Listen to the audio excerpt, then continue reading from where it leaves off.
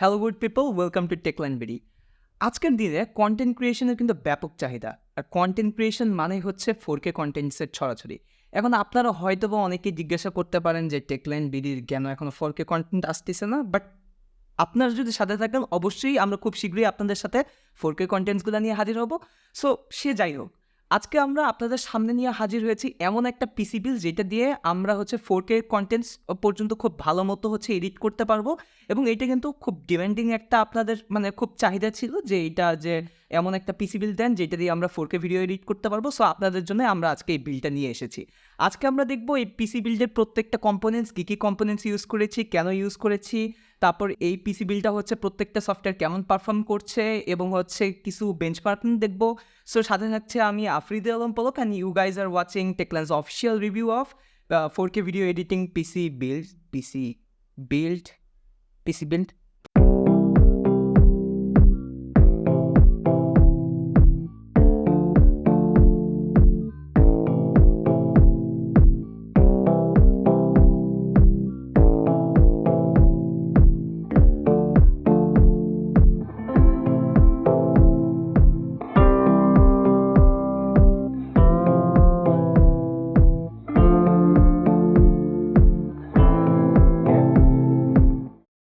So চলুন প্রথমে আমরা বিল্ডটার স্পেকটা নিয়ে আলোচনা করি। স্পেকের ক্ষেত্রে প্রথমে আমরা যে প্রসেসরটা চুজ করেছি সেটা হচ্ছে Ryzen 5 7600X। এই প্রসেসরটি কিন্তু AMDর হচ্ছে M5 প্ল্যাটফর্মের একটা প্রসেসর, যেটা 6 কোর 12 থ্রেড সহ আসে এবং 38 MB ক্যাশ মেমোরি রয়েছে এটাতে। এবং এই AMDর প্ল্যাটফর্মে থাকার আমাদের আরেকটা কারণ হচ্ছে এই প্ল্যাটফর্মে কিন্তু আমরা আরও কয়েক জেনারেশন পর্যন্ত আপগ্রেড করতে পারবো, যেটা কিন্তু হচ্ছে ইন্টেল যদি আমরা নিতাম সেটা কিন্তু এই 14 জেনারেশনে শেষ হয়ে গেছে, সেটা কিন্তু আমরা পরে আপগ্রেড করতে পারতাম না। সো আমরা ভাবলাম যে যদি আমরা এই মাদারবোর্ডেও আরও কয়েক জেনারেশন আপগ্রেড করতে পারি তাহলে ক্ষতি কী। আর আমাদের কন্টেন্ট ক্রিয়েশনের ফিল্ডে কিন্তু প্রতিনিয়তই আরও অনেক আপগ্রেডেশনের দরকার হয়। সো আমরা চিন্তা করলাম যে আমরা এই চয়েসটা রাখি আপগ্রেডেশনের। এই প্রসেসরটির দাম পড়ছে 25,000 টাকার মতো। চলুন এরপর আমরা মাদারবোর্ড নিয়ে কথা বলি। মাদারবোর্ড হিসেবে আমরা চুজ করেছি MSI B650 M-B এই মাদারবোর্ডটি।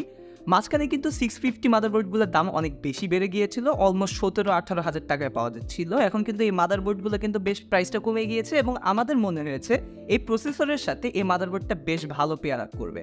এই মাদারবোর্ডটার প্রাইস ধরা হয়েছে 13,000 টাকার মতো। চলুন দেখি র্যাম হিসেবে কি আছে আমাদের কাছে। র্যাম হিসেবে আমরা চুজ করেছি Corsair Vengeance 16GB এই র্যামটি। এই র্যামটি কিন্তু হচ্ছে DDR5 এর 6000 মেগাহার্জের একটি র্যাম এবং এই র্যামটা কিন্তু ইন্ডাস্ট্রির একটা লিডিং একটা র্যাম। সো এটা নিয়ে বেশি কিছু বলার নাই। আর সাথে আমরা ভাবছি যে একটা 8GB টাচ আপ দিব, সো আমরা 8GB র্যামটাই চুজ করেছি এবং এই র্যামটার প্রাইস ধরা হচ্ছে 7,300 টাকার মতো।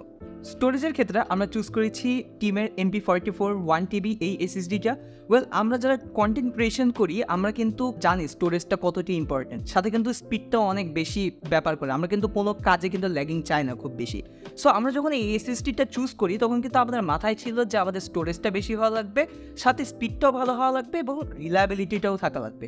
সো এর জন্যই আমরা এই SSDটা চুজ করেছি। এই SSDটার প্রাইস কিন্তু 9,600 টাকার মতো এবং এটার স্পিডটাও কিন্তু বেশ হাই, যেটা আমরা পরবর্তীতে বেঞ্চমার্কিংয়ে দেখতে পারবো। চলুন এরপর আমরা জিপিইউ নিয়ে কথা বলি। জিপিইউর ক্ষেত্রে আমরা চুজ করেছি Zotac 4060 Ti।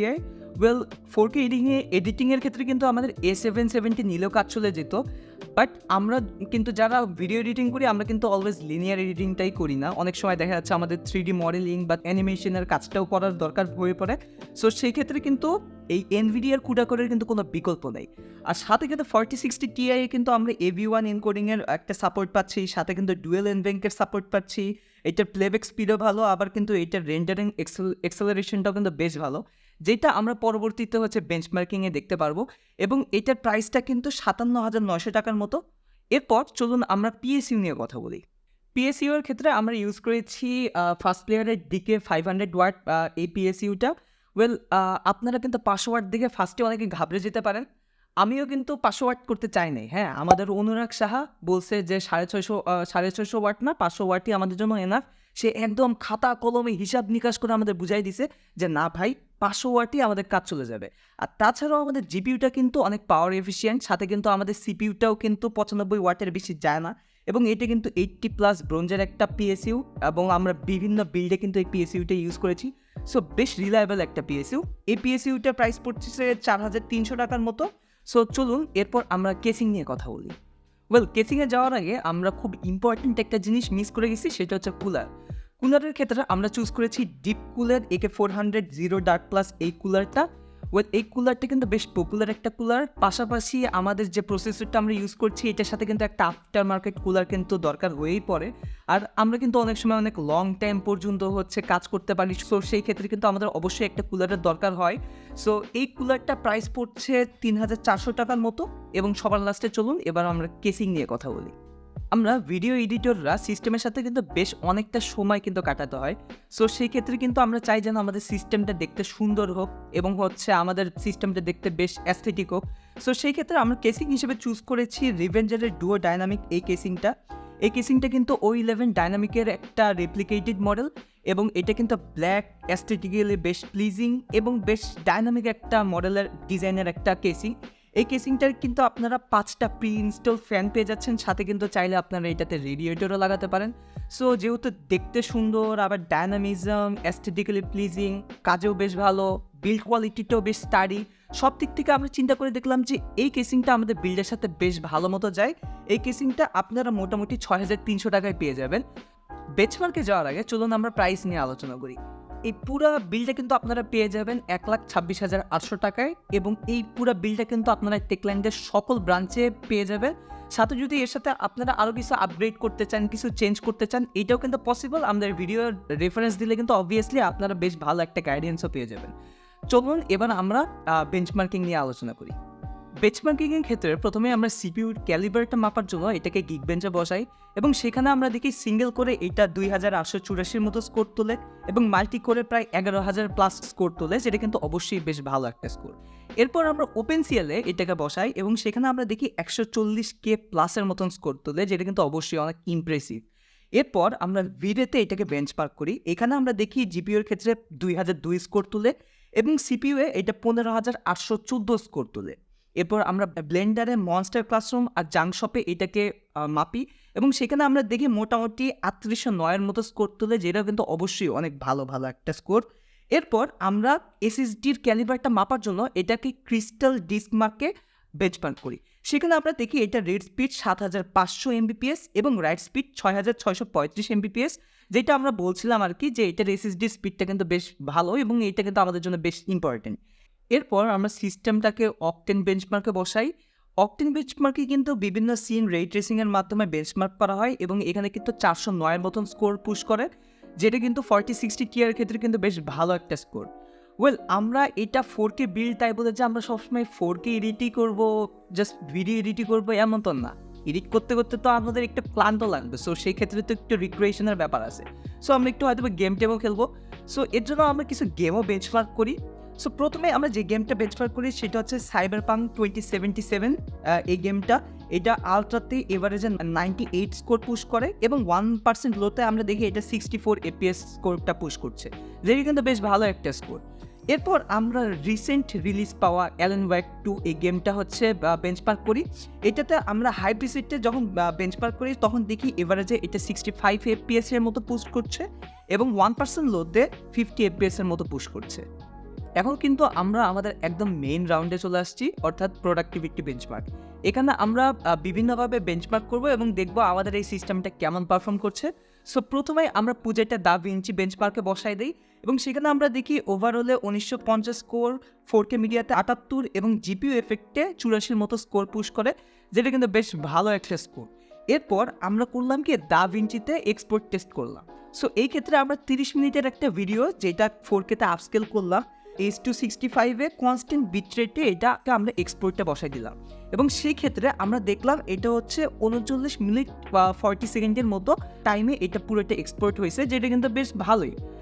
কারণ এই সেটিংসে এত বড় একটা ভিডিও এক্সপোর্ট করতে যেয়ে কিন্তু অনেক সিস্টেমের বেশ কিন্তু ঘাম বের হয়ে যাবে। তারপর আমরা সেম সেটিংসেই এটাকে আমরা প্রিমিয়ার প্রোতে নিয়ে গেলাম। প্রিমিয়ার প্রোতে আমরা সেম ভিডিওটা সেম সেটিংসে যখন 4Kতে আপস্কেল করে এক্সপোর্ট করতে বসাই দিই, তখন কিন্তু আমরা এটাকে দেখি 17 মিনিট 9 সেকেন্ডের মতো এটা সময় নিচ্ছে। সো আমরা কিন্তু বুঝতেই পারছি যে প্রিমিয়ার প্রো লাস্ট ভার্সনটা কিন্তু এই ডুয়েল এনভেঙ্কের কিন্তু সাপোর্টটা বেশ ভালো মতোই নিচ্ছে। তো আমরা এই পুরো সিস্টেমটা নিয়ে বেঞ্চমার্ক করে কাজ টাজ করে কিন্তু আমরা দেখতেই পাচ্ছি যে 4K এর জন্য এই সিস্টেমটা কিন্তু বেশ ভালো একটা ক্যাপেবল। এছাড়াও যখন আমরা ফিউশনে কাজ করি বা ডায়নামিক লিঙ্ক ধরে কাজ করি বা মাল্টিপল প্রজেক্ট নিয়ে কাজ করি, তখন কিন্তু আমরা দেখতে পাই যে সব ক্ষেত্রেই এটা কিন্তু বেশ ভালো মতোই আমাদের একটা সাপোর্ট দিয়ে যাচ্ছে। এবং এটা বলাই বাহুল্য যে ক্ষেত্র বিশেষে 8K এর জন্য কিন্তু আপনারা এটা দিয়ে মোটামুটি ভালো মতোই বেশ কাজ চালিয়ে নিতে পারবেন। সো সবার শেষে এই বিলটা নিয়ে কি বলা যায়? ওয়েল, প্রসেসর হিসেবে আমরা AMD-র একটা ভালো একটা প্রসেসর দেওয়ার চেষ্টা করেছি, যেটা কিন্তু আপনারা কয়েক জেনারেশন পর্যন্ত আপগ্রেড করতে পারবেন। একটা স্টাইলিশ র্যাম দেওয়ার ট্রাই করেছি, একটা গুড ফাস্ট একটা SSD দিয়েছি 1 TB, যেটা অবশ্যই স্টোরেজের ক্ষেত্রে আমাদের কোনো চিন্তা করাবে না। এবং GPUর ক্ষেত্রে আমরা 4060 Ti ইউজ করেছি, যেন একটা ভালো একটা রিলায়েবল আমরা GPU পাই। যদিও এক্ষেত্রে আমাদের সাজেশন থাকবে, যদি বাজেটটা একটু বাড়ায় নিতে পারেন সেই ক্ষেত্রে 4070-তে যেতে পারেন, সেক্ষেত্রে কিন্তু একদম সেই একটা ব্যাপার হয়ে যাবে। এবং কেসিংয়ের ক্ষেত্রে কিন্তু আমরা দেখতেই পাচ্ছি 2 পাশ দিয়ে গ্লাস সহ অ্যাস্থেটিক্যালি বেশ সুন্দর একটা কেসিং। তো পুরো বিলটা মিলে আমাদের মনে হয়েছে 1,26,000 টাকায় এটা বেশ ভালো একটা বিল্ড এবং বেশ জাস্টিফাইড একটা বিল্ড। আর সাথে কিন্তু আপনারা পুরো ভিডিওতে কিন্তু বেঞ্চমার্কিং, বিভিন্ন স্কোরস, বিভিন্ন পারফরমেন্স এগুলোও কিন্তু দেখেছেন। সো আপনারা কিন্তু বুঝতেই পারছেন যে এটা বেশ ভালো আর ক্যাপেবল একটা বিল্ড।